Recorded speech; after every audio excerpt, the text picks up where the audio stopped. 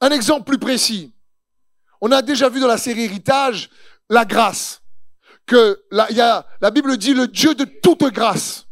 Qu'il y a diverses grâces. On a vu que la grâce la plus importante pour l'humanité, c'est la grâce qui sauve. Et que le mot grâce signifie faveur imméritée. Sauf qu'on a vu qu'il y a diverses grâces. Il n'y a pas uniquement la grâce qui sauve, il y a la grâce qui nous dote de capacités. Parce que l'apôtre Paul a dit, je suis ce que je suis par grâce, mais la grâce de Dieu n'a pas été vaine dans ma vie parce que j'ai travaillé plus que tous. Non pas moi, mais la grâce de Dieu au travers de moi. Et donc il y a une grâce qui rend capable d'œuvrer.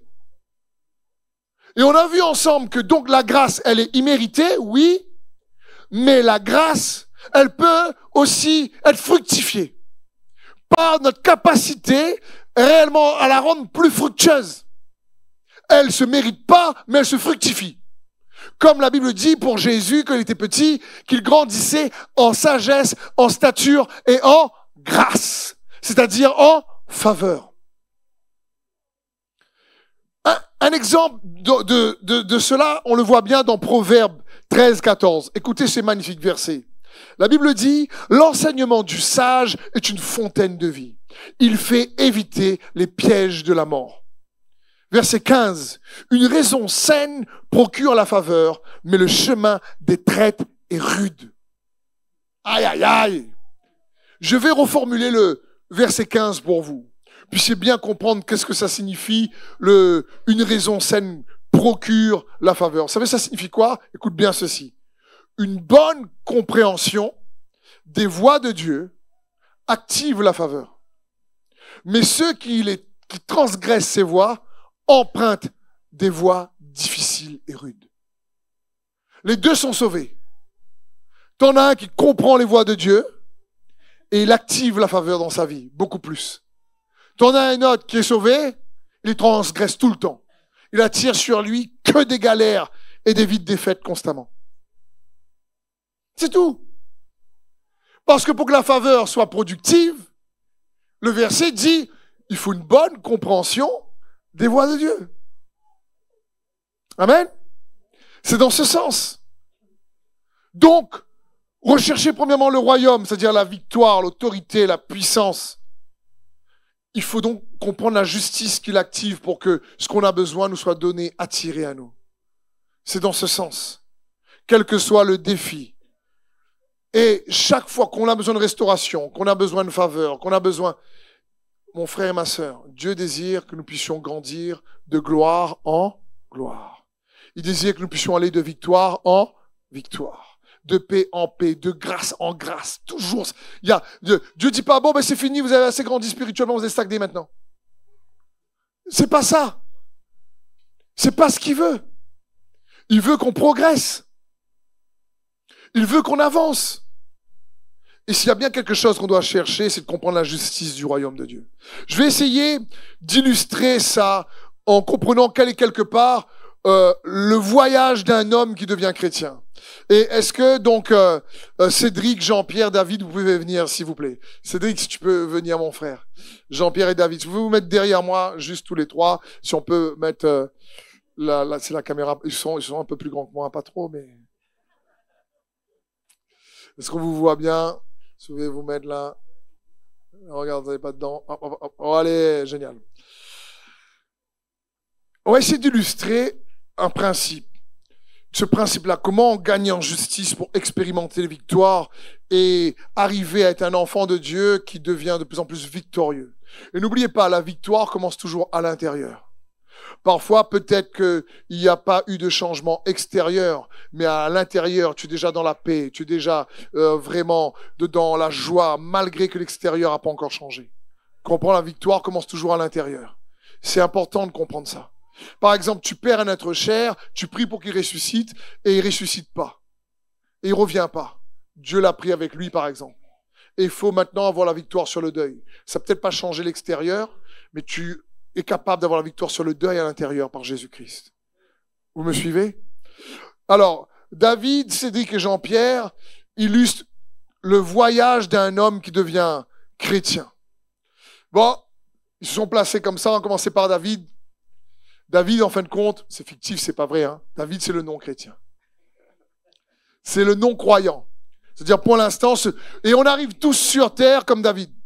Parce que croire en Jésus-Christ est un choix. Il faut bien comprendre ça. On arrive tous sur terre, même ceux qui naissent d'une famille chrétienne, à un moment donné, ils doivent choisir.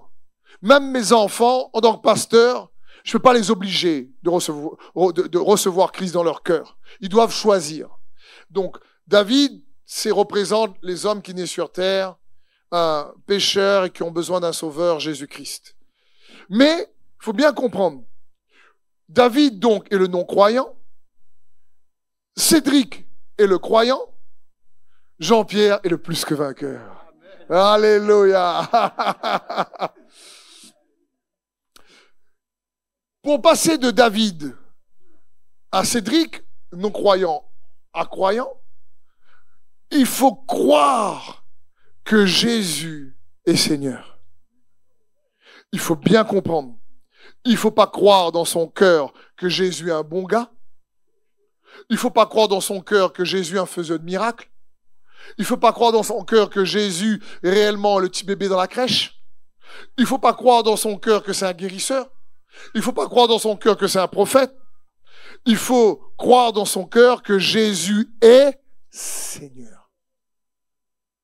Il y a une vérité bien précise et juste à croire dans son cœur pour recevoir le salut. C'est important de comprendre ça. Parce que si on vient à l'église, quelqu'un est malade, vient à l'église. Le Seigneur Jésus le guérit.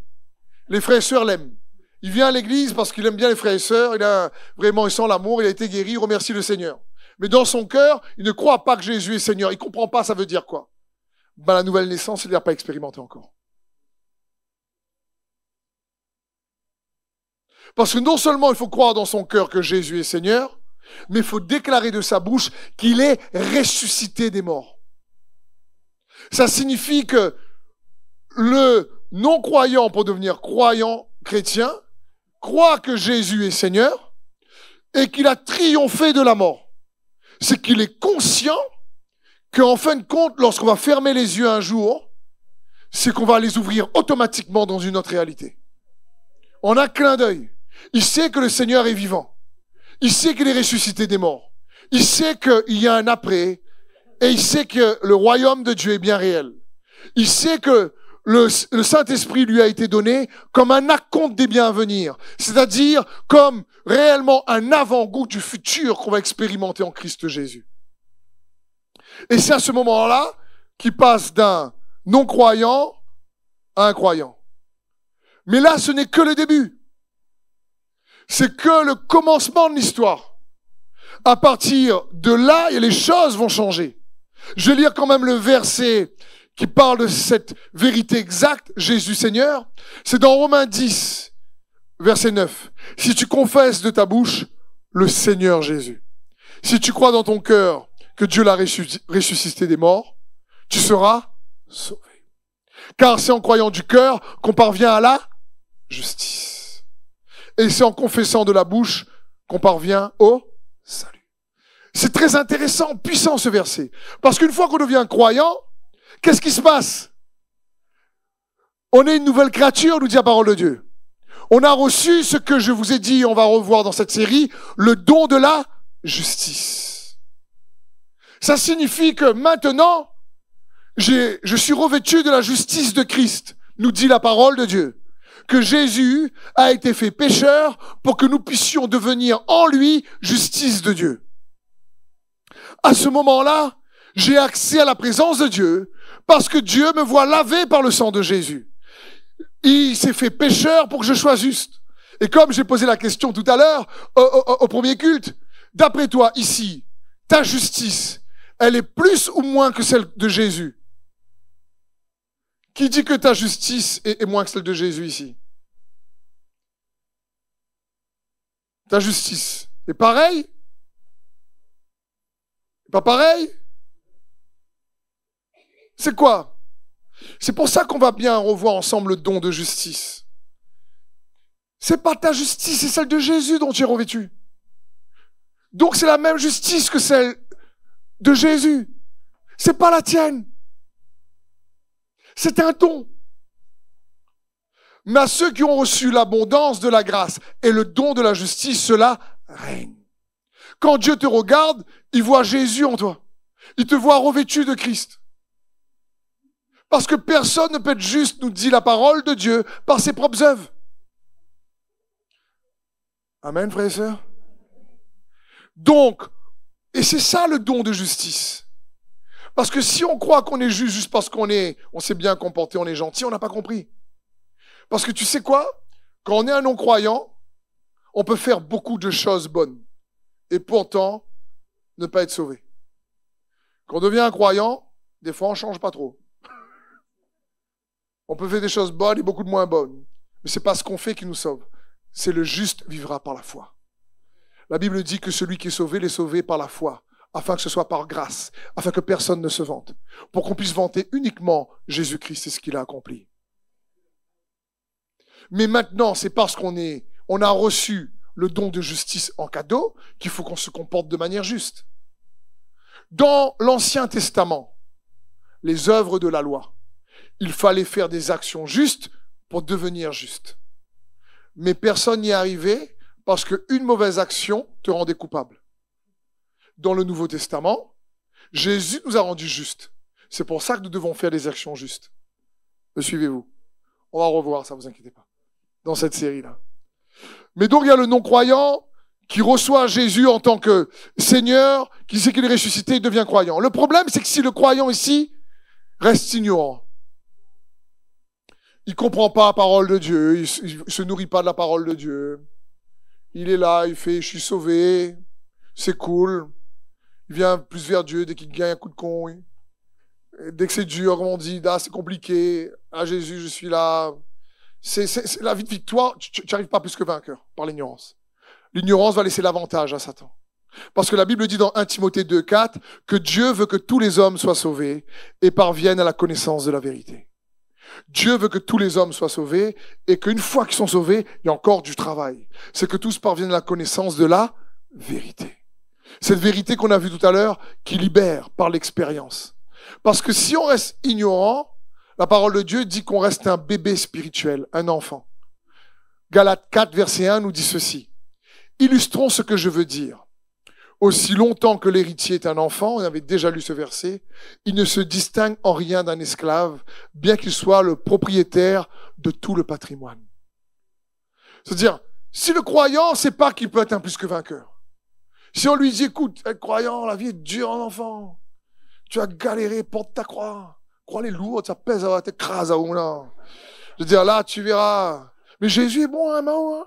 Mais la vie de galère, c'est dur en ce moment, ah, ben, prie, mon enfant. Et qu'il ne comprend pas qu'il a accès au message qui s'intitule le royaume. Pour qu'il soit fait sur la terre comme au ciel dans sa vie. Il ne comprend pas que le mot royaume signifie autorité, puissance, domination. Et on ne lui enseigne pas ces choses-là. Ben, c'est triste. Parce qu'il est propriétaire de tout, nous dit la parole de Dieu, mais il ne profite de rien. Parce qu'il est un enfant. C'est dommage. Il est rempli du potentiel de Christ, mais le potentiel sommeille. Il n'est pas activé. Parce que pour l'activer, il faut chercher la justice. C'est-à-dire les principes, les lois spirituelles, les clés qui vont libérer le potentiel afin d'expérimenter l'autorité du royaume qui va lui donner la victoire sur ses soucis de la vie. Me suivez-vous? C'est dans ce sens. L'image que j'ai, ça, c'est une image qui, je suis sûr, va vous parler. Vous connaissez, pour tous, je pense, qui habitaient ici à La Réunion, c'est quoi un gabier? En France, on dit distributeur. À La Réunion, on appelait ça gabier. D'accord? Est-ce que ça t'est déjà arrivé de partir donc à un distributeur, tu veux retirer des sous, et c'est écrit hors service? C'est énervant, hein? Et là, tu dis, là, il faut que je cherche un autre distributeur. Et donc, le distributeur peut être rempli de billets, mais s'il est hors service, il ne fonctionne pas. C'est un peu l'image du chrétien ignorant, rempli du potentiel de Christ, mais il ne fonctionne pas. Donc, Dieu est obligé d'aller chercher un autre distributeur. Me suivez-vous? Parce que Dieu l'aime, Dieu veut son bien, Dieu veut le restaurer. Et Dieu a tout donné dans sa parole, il y a un message à écouter. Mais il ne connaît pas. Donc il est là et il subit les attaques de la vie. Ce qui est dur. Dieu veut pas qu'on subisse, il veut qu'on traverse, comme on a vu la vallée de la mort. Pas qu'on la subisse. Et Dieu a dit, mais toute chose concourt au bien de ceux qui aiment Dieu, de ceux qui marchent dans son plan parfait. Donc il y a un plan à marcher. Il y a pour faire concourir les difficultés à notre victoire. C'est dans ce sens. C'est comme si le chrétien croyant ici, il est sauvé. Jésus est Seigneur, mais il ne connaît pas trop la seigneurie, à quoi ça sert. Seigneurie de quoi? De mon cœur, je l'aime, il est bon, m'a sauvé, la vie éternelle un jour, et sur la terre, je goûte. Et les résultats ne différencient même pas lorsque le non-croyant et le croyant traversent les mêmes difficultés. Il n'y a en fin de compte aucune différence. Les deux sont traumatisés pareil. C'est parce que Dieu veut.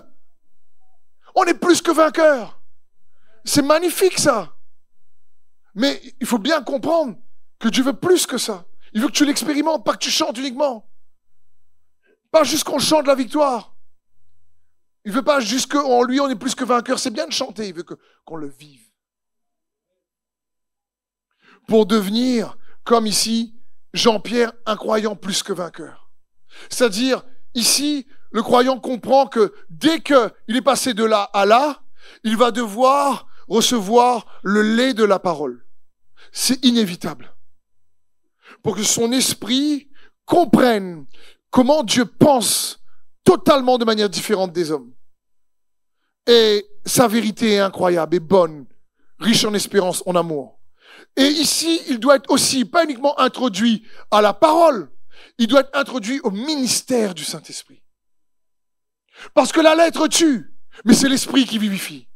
Donc si il n'est pas conduit non plus avec ces deux jambes, la parole et l'esprit, c'est compliqué, il va être bancal. Il a besoin du Saint-Esprit pour courir, spirituellement parlant.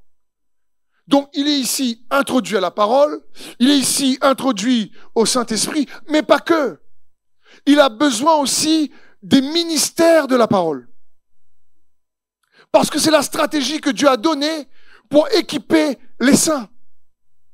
Dans Éphésiens 4, 11, il a donné les uns comme apôtres, les autres comme prophètes, les autres comme évangélistes, les autres comme pasteurs et enseignants, pour le perfectionnement des saints. C'est-à-dire pour les amener à maturité, en vue de l'œuvre du ministère et de l'édification du corps. Pas pour juste qu'on vive bien. C'est parce que Jésus désire comprendre que, en tant qu'enfant, il veut qu'on fasse avancer la mission du Père, la cause de Christ. Un chrétien doit apprendre à vivre pour la cause de Jésus-Christ. Et il s'édifie dans ce sens. Il sait qu'il a une cause bien plus grande que lui. Et donc, il a la parole de Dieu, le Saint-Esprit et les ministères qui viennent le perfectionner. Surtout le ministère de l'enseignement au départ pour être fortifié. C'est pour ça que c'est important de faire attention à ce que vous entendez. Gloire à Dieu pour Internet. Des fois, il y a des choses et des messages extraordinaires. Des fois, il y a du n'importe quoi. Et c'est pour ça, moi, je vous demande de prier aussi pour moi. Parce qu'à chaque fois que je pense à ça, je dis, Seigneur Jésus, que Dieu m'aide à venir vous challenger, à vous donner la parole qui vous équipe, pour vous donner envie de ressembler plus à Jésus. Vous donner envie que le corps du Christ soit réellement édifié dans l'unité de la foi. Pour vous donner envie d'aller expérimenter les victoires, c'est-à-dire que son règne vienne. C'est dans ce sens. Et c'est ce que Dieu veut pour chacun d'entre nous. Le plus que vainqueur, c'est réellement le chrétien qui devient de plus en plus utile au programme de Dieu.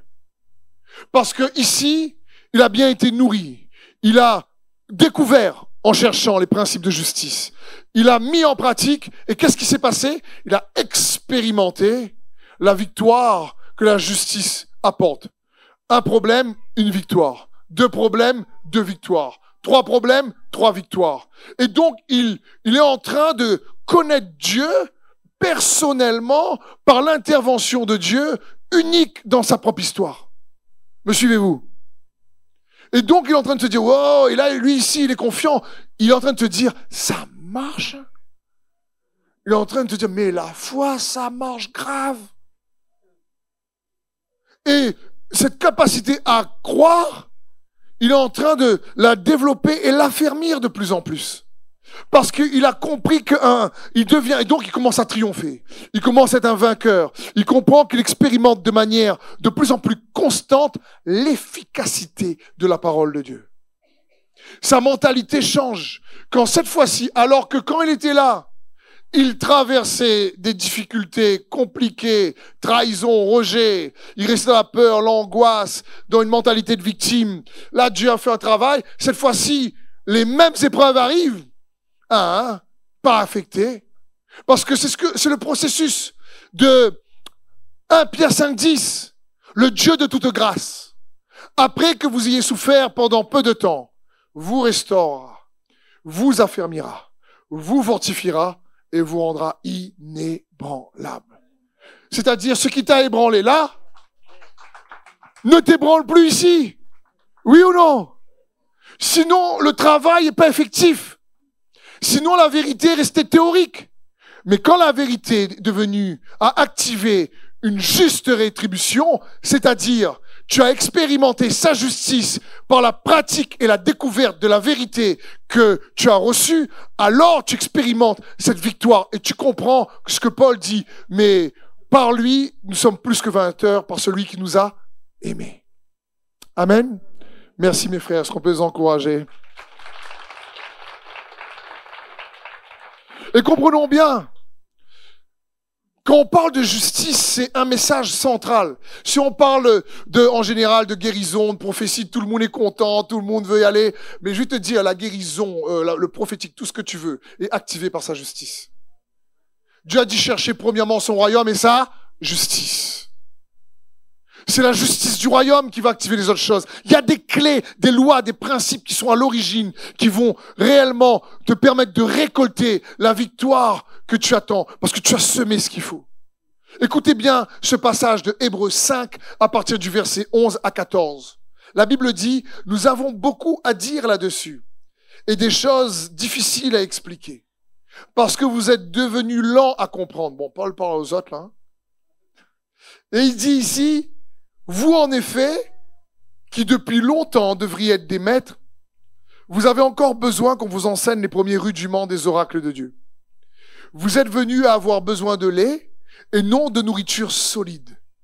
Or, quiconque en est au lait n'a pas l'expérience de la parole de justice. Dis avec moi, l'expérience de la parole de justice. Car il est un enfant. Merci. Verset 14, il dit, mais la nourriture solide est pour les hommes faits, pour ceux dont le jugement est exercé par l'usage à discerner ce qui est bien de ce qui est mal. Très intéressant, on aura beaucoup de choses à dire là-dessus dans cette série.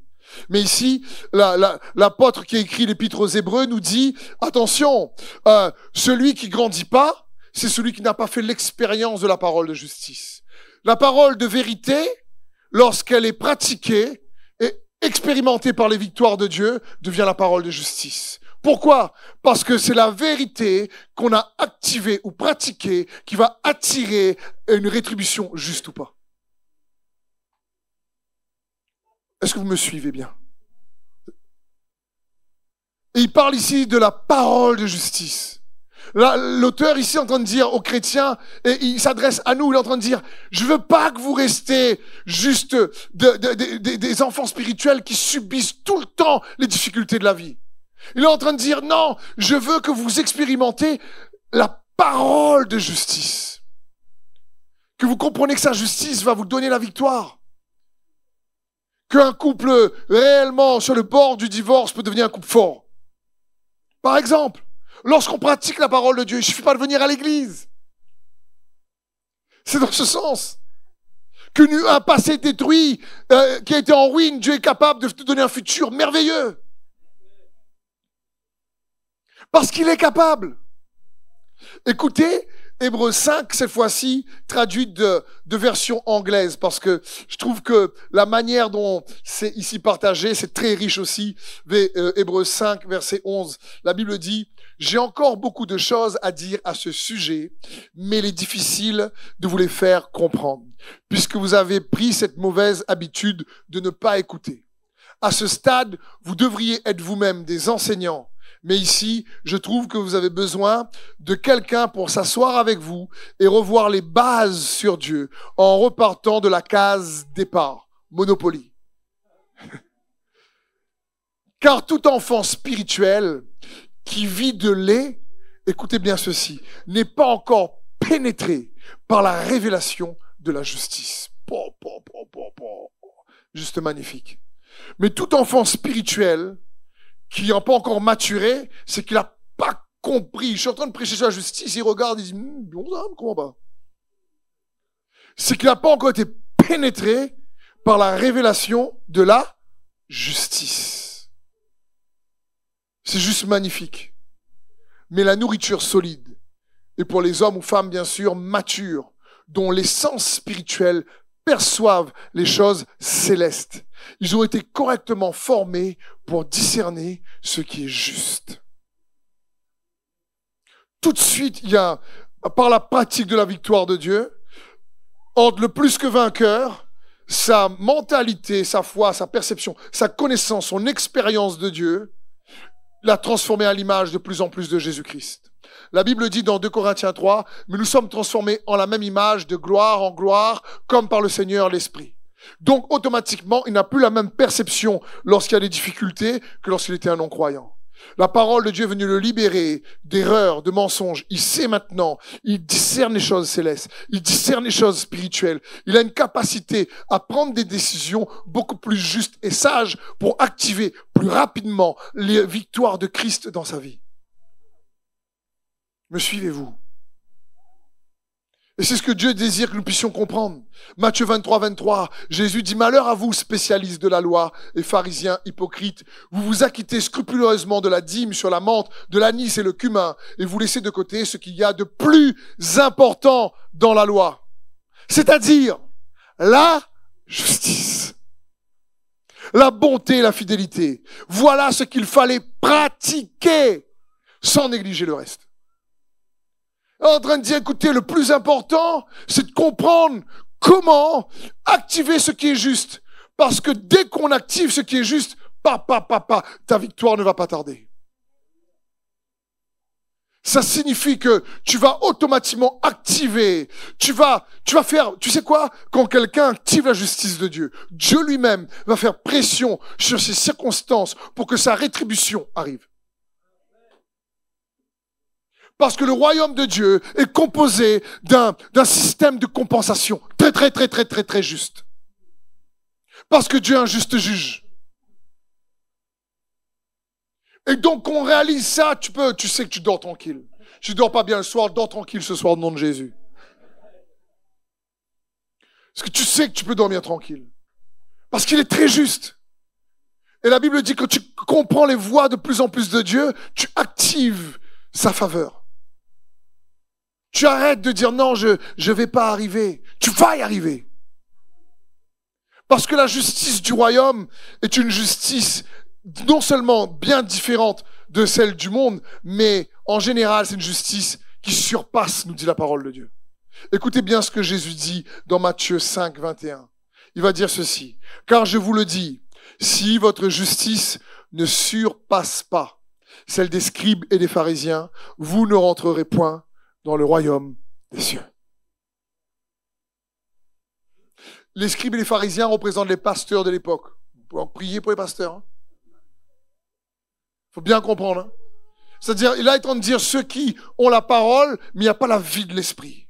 C'est-à-dire, ils n'ont pas la vie de cet esprit, et cet esprit est amour. Ils n'ont pas fait l'expérience du plus de vainqueur, et donc l'amour n'a pas été consolidé en eux. Parce que nous sommes plus que vainqueurs par celui qui nous a aimé. Et j'ai commencé tout à l'heure en vous disant, quand tu expérimentes une victoire, un triomphe que Dieu te donne, alors que tu ne savais pas ni où, ni comment, ni quand, ou comment faire pour te sortir de là, et que tu expérimentes sa victoire, l'impression, le goût, la saveur que ton âme va retenir de la part de Dieu pour toi, c'est que tu es aimé de Dieu. Et ça, c'est bon. Et son amour est là et installé. Et tu vas réaliser de plus en plus que Dieu est extrêmement juste. Bien plus juste qu'on le pense. Mais la Bible dit ici, Jésus dit, mais il faut que cette justice surpasse. Parce que la lettre, encore une fois, tue, mais c'est l'esprit qui vivifie.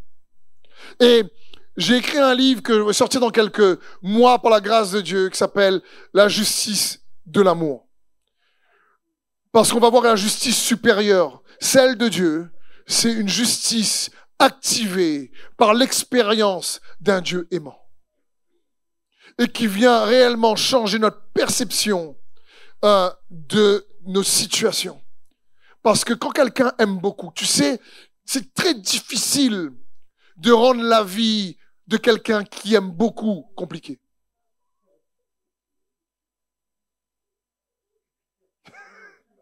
Est-ce que vous me suivez là? Tu vois, quand quelqu'un aime beaucoup là, la parole de Dieu va dire, si vous êtes zélé pour le bien, qui peut vous faire du mal? C'est-à-dire, même quand on lui fait du mal, le mal qu'on fait contre lui ne fait pas naître du mal en lui, parce que l'amour de Dieu en lui paralyse le mal contre lui.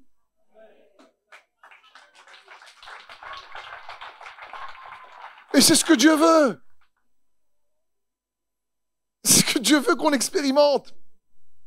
Donc comprenons bien, aujourd'hui, dans ce message d'introduction à cette série, je voulais vous faire comprendre que la victoire prend naissance dans sa justice. C'est-à-dire, c'est une priorité de chercher comment Dieu veut qu'on pratique des principes justes pour expérimenter, activer, obtenir la puissance, l'autorité, la domination, la victoire sur les choses dont on a besoin. Ou les défis de la vie qui réellement nous affectent. Vous me comprenez? Mais on va voir, et je vais juste terminer sur ce verset pour introduire le message prochainement, on va voir que cette justice supérieure, en réalité, provient pas de la loi de la foi, mais de la loi de l'amour. L'apôtre Jacques appelle cette loi la loi royale. La loi qui règne. Parce que la pratique d'une loi va activer un type de justice. La foi nous est donnée pour apprendre à aimer comme Dieu aime. C'est pour ça qu'il est dit, mais si tu as la foi pour déplacer les montagnes, mais que tu n'as pas l'amour, cela ne te sert à rien.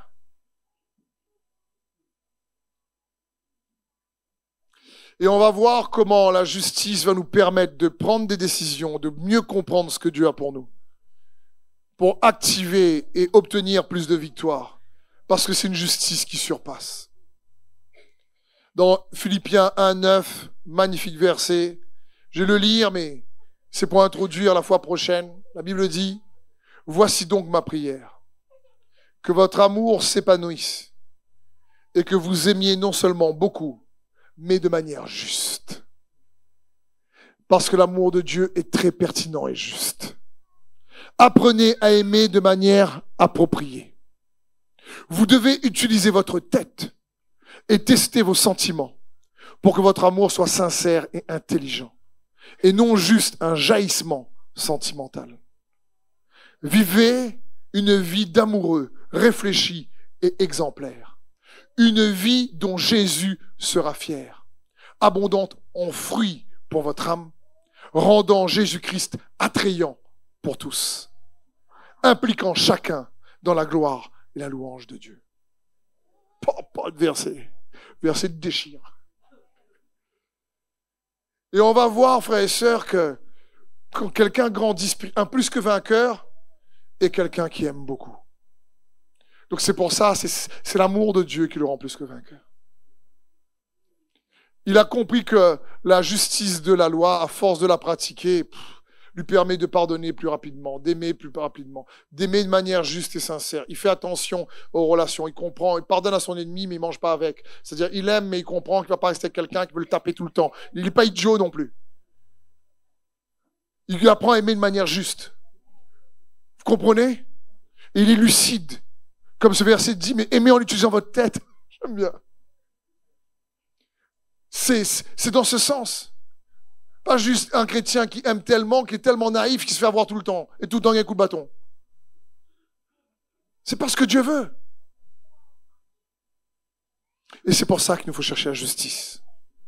Ta victoire prend naissance dans sa justice. Amen. Est-ce qu'on peut acclamer le Seigneur, frères et sœurs? Merci d'avoir suivi ce message. J'espère que ce message a fortifié votre foi. Merci également pour tous ceux et celles qui nous soutiennent au travers de votre générosité. Vous avez en bas de votre écran un QR code qui vous conduira vers une page qui s'intitule jeveusbénir.com. Merci de nous aider à propager sa parole. D'ailleurs, si ce message a fortifié votre foi et que vous connaissez quelqu'un de votre entourage qui aurait besoin de l'entendre, n'hésitez pas à lui partager ce message. Aussi, je vous encourage, si vous le souhaitez, à vous abonner à notre chaîne YouTube. Nous avons des messages nouveaux chaque semaine. Nous sommes aussi présents sur d'autres médias dont vous aurez donc les liens dans la description ci-dessous. En tout cas, merci de nous avoir suivis. Soyez bénis.